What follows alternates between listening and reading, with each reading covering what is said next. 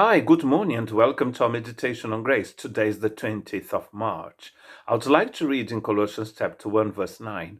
For this reason, from the day we heard about you, we have not ceased praying for you and asking that you may be filled with the knowledge of His will, in our spiritual wisdom and understanding. We are talking about the fullness of Christ. So I would like to start talking now about wisdom. How are we going to be filled with Christ? It is God has given us wisdom so we can walk with Him and understand what is going on around us. Grace, fullness, and wisdom.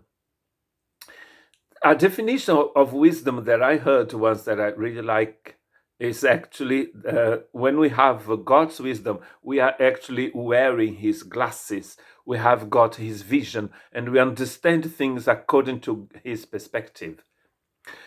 We are going to defend what is right uh, with the knowledge of God in us. God is going to help us to see things His way, the way He sees them. Our lives, life in general, the world, everything. So it's when we have that sight from God that we will be able to understand things around us, and we are going to act on using that knowledge that we have. We are going to be able to make decisions according to God, to speak in a way that God is pleasing to God. Jesus was filled with God's wisdom. Matthew chapter 13, verse 54.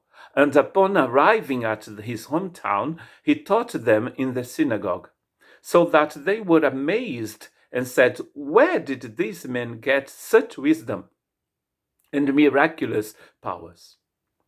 So they were surprised. They knew who he was.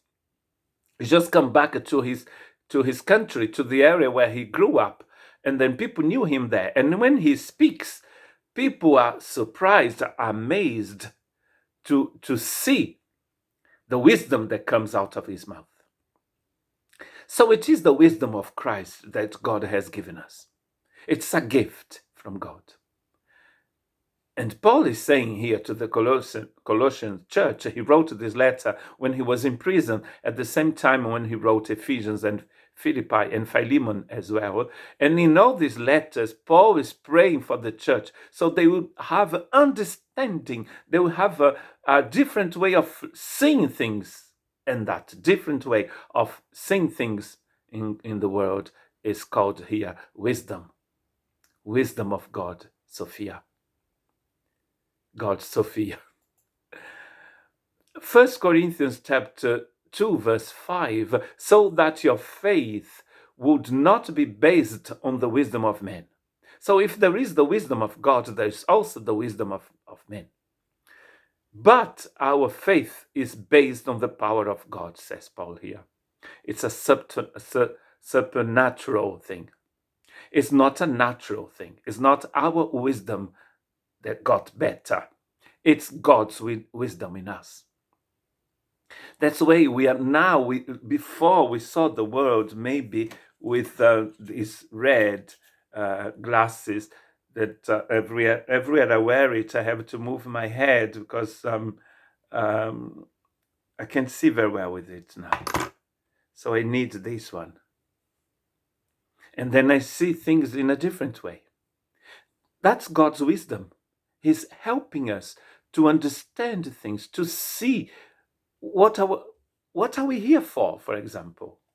What is the meaning of life? God's wisdom will help us to see that. Colossians chapter 4, verse 5, conduct yourselves with wisdom towards outsiders, making the most of the time. And time here is not chronos, it's kairos. It is God's time. Wisdom will help us to see, to understand what the moment is. And then we are going to act upon that knowledge. God bless you.